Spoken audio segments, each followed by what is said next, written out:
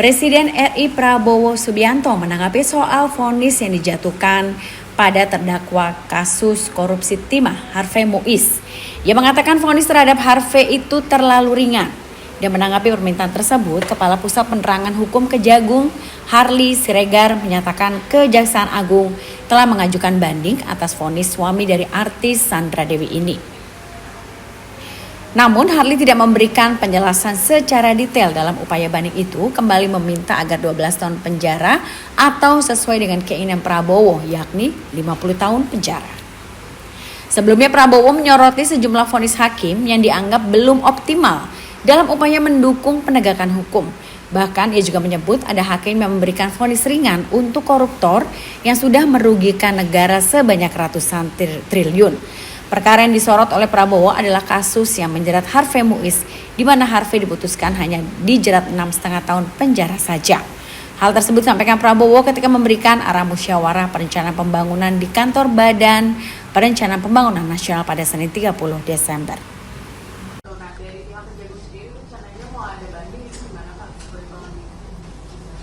Langsung aja ya. Baik, terima kasih. Terkait dengan pernyataan Bapak Presiden, tentu ya kita sangat mendukung ya apa yang sudah dinyatakan oleh beliau, dan kami sangat responsif terkait dengan pernyataan beliau ya, pernyataan Bapak Presiden yang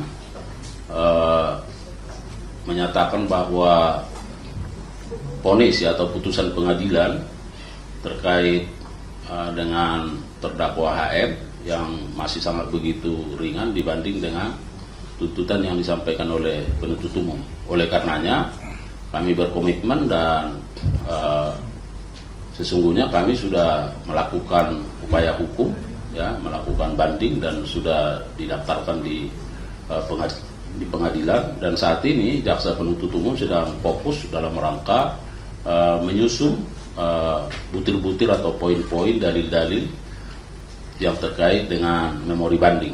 Nah, memang kami berkomitmen walaupun barangkali salinan putusannya masih kita tunggu, tapi karena ada catatan persidangan yang dilakukan oleh jaksa penuntut umum, maka itu juga bisa kita jadikan sebagai pedoman ya, sebagai dasar untuk menyusun dalil-dalil yang kita sampaikan. Karena kita tahu bahwa dari sisi stigmat yang diajukan bahwa penuntut umum menuntut yang bersangkutan 12 tahun tapi hanya diputus dengan 6 tahun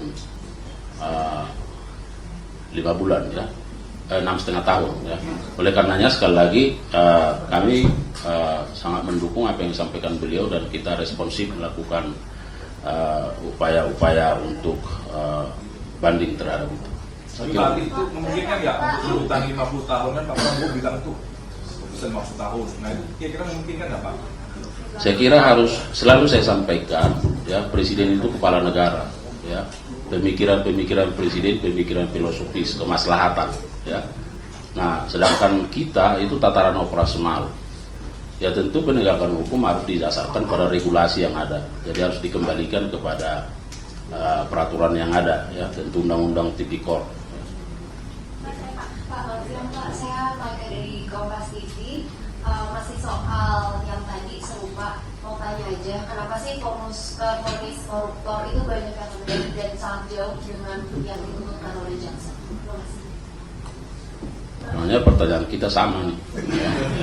Kita sebaris soal itu. Ya. Jadi saya sampaikan bahwa dalam sistem peradilan pidana terpadu di Indonesia ada yang namanya an integrated criminal justice system. Jadi ada kompartementasi di situ. Ada kamar-kamar. Jadi kamar penyidikan, kamar penuntut umum, kamar pengadilan, kemudian ada kamar pemasyarakatan. Ya. Bahwa ada perbedaan pandangan, perbedaan pendapat, ya itulah hukum.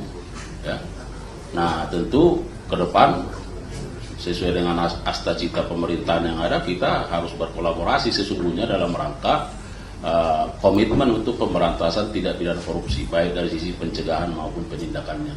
Jadi saya kira pertanyaan-pertanyaan ini juga harus disampaikan kepada kompartemen yang lain ya, supaya kalaupun kita berada dalam kamar-kamar, nah tapi kalau kamar-kamar itu berkolaborasi dan bersinergi, saya kira apa yang menjadi komitmen bersama bisa tercapai. Ya.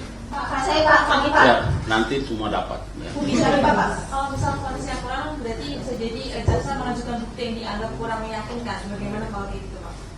Gimana?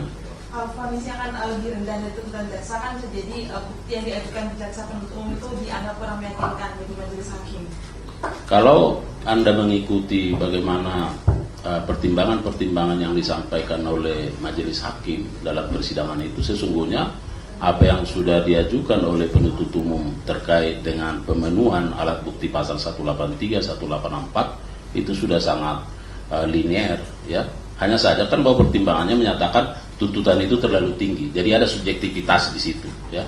Kalau dari sisi substansi nggak ada masalah. Baik. Pak, Pak, ini Pak. Yang mana kamu, Dek?